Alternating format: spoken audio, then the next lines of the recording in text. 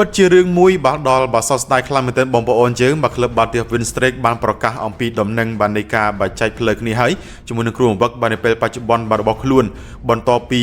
បាទរួមរស់ជាមួយគ្នានឹងគឺមិនដល់មួយរដូវកាលផងបងប្អូនយើងបាទហើយសម្រាប់មូលហេតុបាទនៃការបាចែកផ្លូវគ្នាបាទក្លឹបបាល់ទះ Winstreak ក៏បានប្រកាសផងដែរបាទគឺដោយសារតែបាទបញ្ហាផ្ទាល់ខ្លួនក៏ដូចជាបាទបញ្ហាបាទសុខភាពបាទអញ្ចឹងក៏សម្រាប់ចិត្តបញ្ចប់បាទមុនការកំណត់បងប្អូនយើងសម្រាប់បាទតំណែងបាទជាទូនាទីបាទ Head Coach បាទរបស់ក្លឹប Winstreak ផងដែរហើយសម្រាប់ទិន្នន័យបាទនៃការប្រកួតបងប្អូនយើងបាទគាត់បានមកដឹកនាំក្លឹប Winstreak ចំនួនបាទ32ប្រកួតបាទឆ្នាំ28បាននឹងចាញ់បាទ4ប្រកួតបងប្អូនយើងបាទសម្រាប់បាទការមកដឹកនាំនៅពេលកន្លងមកបាទយើងអាចរាប់បានថាបាទជាការបាទដឹកនាំមួយល្អមែនទែនបងប្អូនយើងបាទហើយក្លឹប Winstreak បងប្អូនយើងឥឡូវនេះគឺកំពុងតែ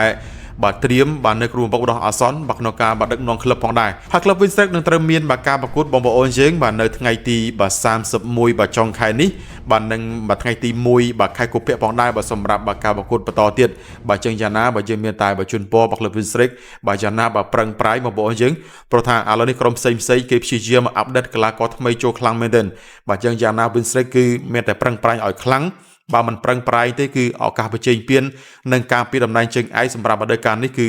អាចថារៀងពិបាកបន្តិចបងប្អូនយើងបាទអរគុណច្រើន